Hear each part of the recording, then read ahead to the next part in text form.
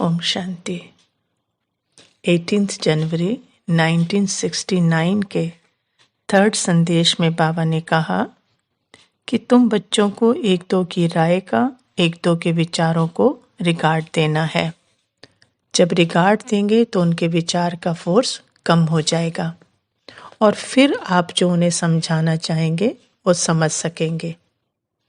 और इससे क्या रहेगा? आपस में स्नेह रहेगा और संगठन चलता रहेगा। तो क्यों एक दो को रिगार्ड देना है, कैसे दे सकते हैं, थोड़ा इसकी सूक्ष्मता में जाते हैं। जैसे किसी आत्मा ने विचार दिया तो विचार कहाँ से आया? संस्कारों अनुसार आया। और संस्कार कहाँ है? मन के अंदर रिकॉर्डेड है। तो संस्कारों अनुसार जो विचार आ रहे हैं वो सब स्क्रिप्टेड हैं, लेकिन आत्मा बीज जो है वो सत्य है।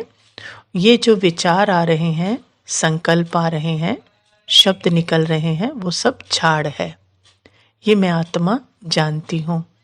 अपने सत्य को जानती हूँ ना, तो दूसरे के सत्य को भी जानती हूँ। अपना सत्य क्या है मुझ आत्मा का? कि मैं बीज परमात्मा पिता के साथ, और ये संस्कारों अनुसार जो संकल्प, फीलिंग, इमोशन या शब्द विचार निकल रहे हैं, ये झाड़ है।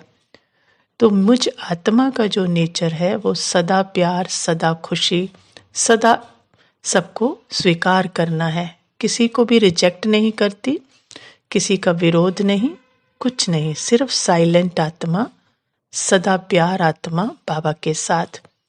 तो जब अपने स्क्रिप्टेड जो मन के अनुसार विचार आते हैं, आत्मा उसको भी क्या करती है? रिगार्ड देती है और उस पे लाइट शाइन ना करके बाबा और अपनी तरफ अटेंशन देती है।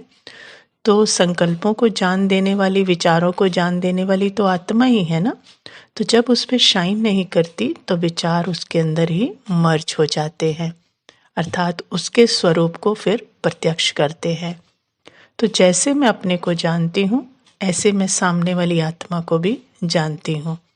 कोई भी विचार दे रहा है वो अपने संस्कारों अनुसार दे रहा है, वो स्क्रिप्टेड है, उसमें उसका कोई दोष नहीं है, वो अपने पॉइंट ऑफ व्यू से बिल्कुल सही है। आत्मा तो बिल्कुल मेरे जैसी, बाबा जैसी है, हम सब एक जैसे हैं। तो ध्यान जो है वो विचारों के ऊपर ना देकर, संकल्पों के ऊपर ना देकर, मैं आत्मा किस पे देती हूँ? सत्य स्वरूप कर, दूसरी आत्मा के भी सत्य स्वरूप पर अटेंशन देती हूँ। तो जब वो अटेंशन देते हैं, उसके सत्य पर लाइट शाइन करते हैं, उसके झाड़ पर लाइट शाइन नहीं करते, अर्थात विचारों पर लाइट शाइन नहीं करते, तो उन विचारों में जान ही नहीं आती। तो धीरे धीरे वो विचार मर्ज हो जाते हैं, उनका फोर्स कम हो जाता है, क्योंकि शाइन ही नहीं किया, अटेंशन ही नहीं दिया।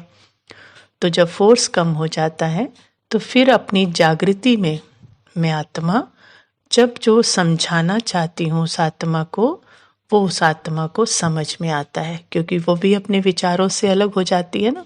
उसकी शक्ति भी उसको पता लगती है, वो भी जागृत है। तो जागृत है तो मतलब शक्तिशाली है, तो उसको भी वो बात समझ में आती है।